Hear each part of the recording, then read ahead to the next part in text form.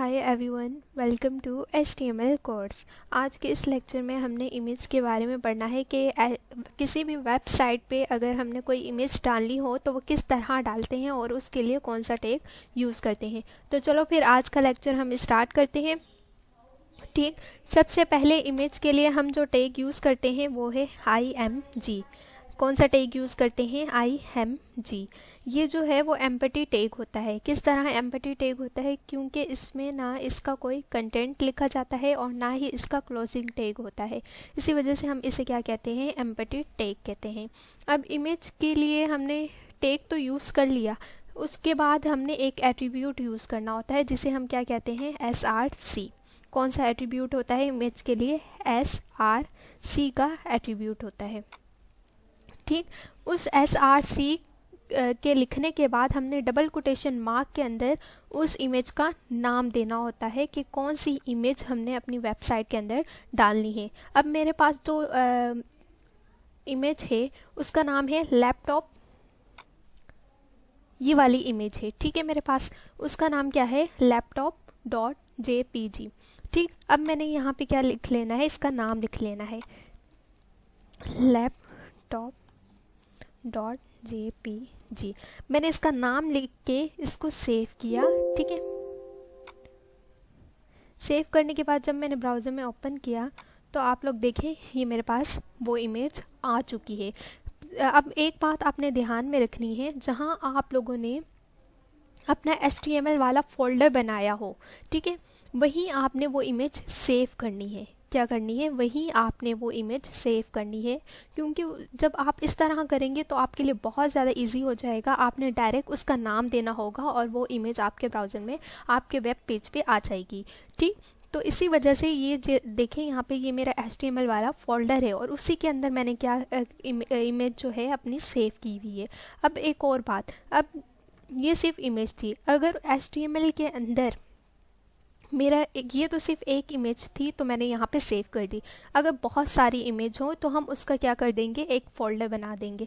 वो फ़ोल्डर भी कहाँ बनाएंगे? HTML फोल्डर के अंदर। जैसे यहाँ पे देखिए ये मेरा फ़ोल्डर इमेजेस का बना हुआ है।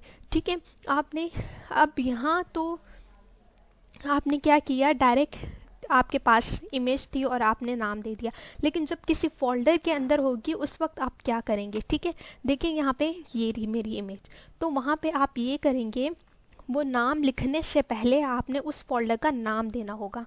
मेरे पास कौन सा फोल्डर है? इमेज का। तो मैंने यहाँ पे क्या लिख लेना है? इमेज, और क्या कर लेना है? बैकस्लैश लगा लेना है। ठीक, बैकस्लैश लगाने के बाद बैकस्लैश लगाने के बाद आपने उस इमेज का नाम लिख लेना है कि आपको कौन सी इमेज अपने वेबसाइट के अंदर डालनी है।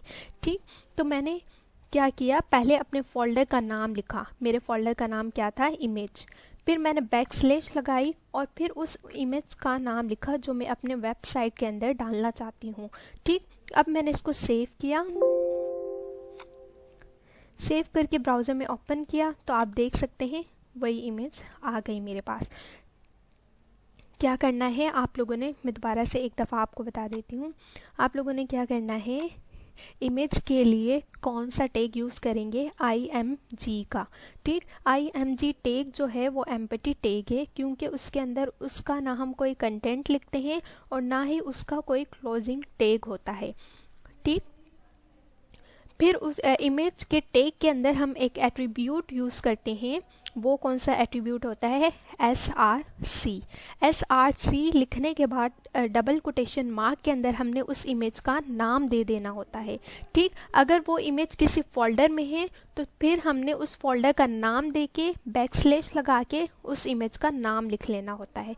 ठीक, उसके बाद अगर किसी भी वजह से हम कोई उसकी जो है इमेज के नाम में गलती कर लेते हैं या कुछ गलत लिख लेते हैं तो वो इमेज लोड नहीं हो पाती ब्राउज़र में।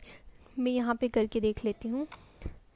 ठीक है, ये जैसे हमने कोई नाम गलत लिख लिया या किसी चीज़ की वजह से वो इमेज जो है वो ब्राउज़र में ओपन नहीं होगी अगर हम कोई भी चीज़ इमेज का नाम या कुछ भी गलत कर लेते हैं। ठीक, अब देखें यहाँ पे ये ब्रोकन इमेज बनी हुई आ गई। तो इसके लिए क्या होगा? हम एक इसके लिए नहीं कि जब यूज़र ये पढ़ेगा, ठीक है, जब यूज़र ओपन करेगा वेबसाइट को तो वो ये देखेगा कि यहाँ पे क्या इमेज थी, कौन सी थी, उसे कुछ समझ नहीं आएगा, ठीक है। तो उसके लिए हम उस यूज़र को समझाने के लिए हम क्या करते हैं कि एक और एट्रीब्यूट यूज़ करते हैं जिसे हम क्या कहते हैं, ऑल्ट। कौन सा? ऑल्ट टैग यूज़ करते हैं। ऑल्ट के अंदर हम कोई भी जो है वो टेक्स्ट दे देते हैं। क्या दे देते हैं? ऑल्ट के अंदर कोई भी टेक्स्ट दे देते हैं। जैसे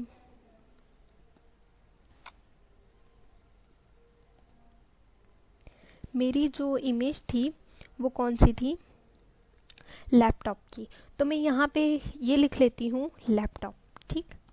लैपटॉप मैंने लिख दिया और फिर मैंने इसको सेव किया और जब ब्राउज़र में ओपन किया तो आप देखें लैपटॉप लिखा हुआ आ गया, ठीक है। कि ये जो इमेज लोड नहीं हो रही थी वो कौन सी थी? लैपटॉप की थी। तो इसी तरह हमने जब भी कोई इमेज लिखनी हो उसके साथ हम क्या लिख लेंगे? उसका ऑल्ट भी लिख लेंगे। उसके अंदर ऑल्ट के अंदर कोई भी हमने टेक्स्ट दे देना है, ठीक। अब इसके इमेज के ऑल्ट के बाद एक और एट्रीब्यूट आ जाता है जिसे हम विड्थ कहते हैं कि हमें इस इमेज की इतनी विड्थ चाहिए, इतनी हाइट चाहिए, सही है। तो उसके लिए यहाँ पे मैं लिख लेती हूँ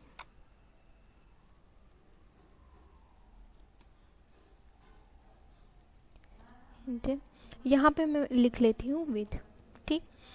विड्थ लिखा और फिर डबल कोटेशन मार्क के अंदर अब मुझे जितने पिक्सल की चाहिए मैं वो लिख लेती हूँ। मैं यहाँ पे 120 पिक्सल लिख लेती हूँ, ठीक है। और इसको सेव किया, ब्राउज़र में ओपन किया तो आप देखें ये 120 पिक्सल की मेरे पास आ गई। अब आपको इमेज का साइज़ जितना भी चाहिए हो आप उस हिसाब से पिक्सल लिख लेंगे। आपको 150 पिक्सल चाहिए, आपको 130 चाहिए, जितनी पिक्सल की आपको पिक वो चाहिए, ठीक। ये आप पर डिपेंड करता है कि आपको इमेज का जो साइज़ है वो वेब पेज पे कितना चाहिए, ठीक। तो बस आज के लेक्चर में इतना ही था कि हमने अगर अपने वेब पेज के अंदर कोई इमेज डालनी हो तो वो किस तरह डालते हैं कि पहले हमने इमेज टैग यूज़ किया, उसके बाद हमने src एक एट्रीब्यूट यूज़ कर लिया, उसमें फिर हमने क्या दे दिया? इमेज का नाम दे दिया। मेरी इमेज का नाम क्या था? laptop.jpg, ठीक। अगर वो किसी फोल्डर में है तो उस इमेज का नाम देने से पहले हमने उस फोल्डर का नाम लिखना है। मेरे फोल्डर का नाम क्या था? इमेज था, तो मैंने इमेज लिखा, बैकस्लैश लगाई, फिर उस पिक्चर का, उस इमेज का नाम दे दिया मैंने, ठीक। उसके बाद ऑल्ट हमने एक एट्रीब्यूट लगाया और फिर विड्थ और हाइट जो इतनी भी आपको चाहिए आपने वो लिख लेना है। तो बस इस तरह हमारी इमेज जो है वो हमारे वेब पेज में ऐड हो जाएगी। तो उम्मीद है आपको आज का ये लेक्चर समझ आ गया होगा। अगर समझ आ गया है तो लाइक, कमेंट, शेयर ज़रूर कीजिएगा। अल्लाह हाफिज़।